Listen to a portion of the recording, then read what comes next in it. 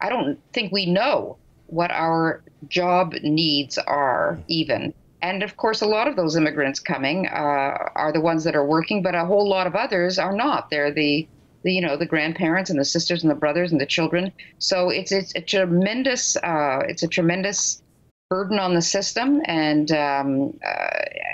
there's no time for the generations to catch up and relieve the burden, because when the next generation comes and they're all integrated, then there's another wave of immigration. So you have to keep expanding services, but they can never keep up with the rate. The hospitals are overcrowded, but you can't keep building hospitals at that pace. So it is a problem, and the Conservatives are going to have a serious problem countering this narrative about Islamophobia, racism. It's just a mantra. I don't know how it's going to. I think they have to take the bull by the horns. I think they have to sort of punch back and say, "Stop calling us racist. That's wrong," and just take the offensive on that. Well, I mean, the success of Francois Legault and the CAQ party in Quebec shows it's possible to win on, and they're not saying stop immigration. They're not saying ban Muslims. They're saying, folks, slow down a bit here. Let's reduce it by 20%, and let's keep this religious symbol out of the public sector. I think that's an eminently reasonable point of view. And I agree with you, Ezra. And the one thing that might happen is that Maxime Bernier's party, although it's very tiny and very just nascent, if he starts getting a lot of support from people, and if the Conservatives see that really there's a significant number of votes that are going to him because he's honest about immigration, it may encourage them to take back that, to appropriate his message a little more in order to keep those votes on side. And I'd be perfectly happy for that to happen, because I'd like to see the Conservatives gain traction. But yeah, they really have to go on offense here. I think these issues are linked. I think mass migration without vetting for cultural fit and without absorption, and the hijab, I really think they're linked. Barbara, let me end with a little anecdote.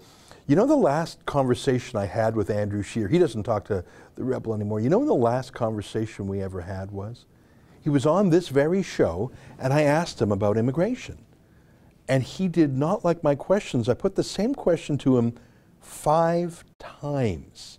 And he evaded it 5 times. And because he wasn't on Skype, he couldn't just push the off button. He was literally sitting next to me here. Yeah. And I said, and I asked him, do you have any, putting aside security concerns, which is something very acute, do you have any proposal for a cultural fit? He wouldn't answer it. Andrew Scheer will not answer 2 questions about immigration.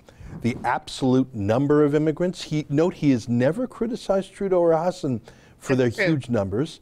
He has never said he's opposed to increasing numbers. And he won't talk about the quantity, he won't talk about the quality either. He will not talk about cultural fit. The most I've seen him say is we need to have better processing and an orderly flow. I think that he has yet to cross that Rubicon you talk about. He recently had an epiphany on global warming, and he no longer says he wants to follow the UN.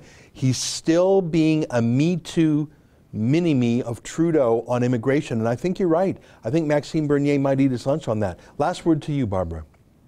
Well, I'm just looking forward to the campaign coming up, because I think it is going to be very interesting. And I do think migration, and this, by the way, this global pact on migration, which I think is very insidious, I hope these things do come up for debate, because we might see something energetic happen if we can get some movement on the part of the Conservatives to own that issue a little bit more. I'd love to see that happen. Yeah. And I do think Quebec may be showing us the way. Quebec's not always right, but when they are right, they're often very, to me, they seem very courageous, because they'll buck trends. They don't even know how courageous they are, because they kind of don't realize how politically correct the rest of us are.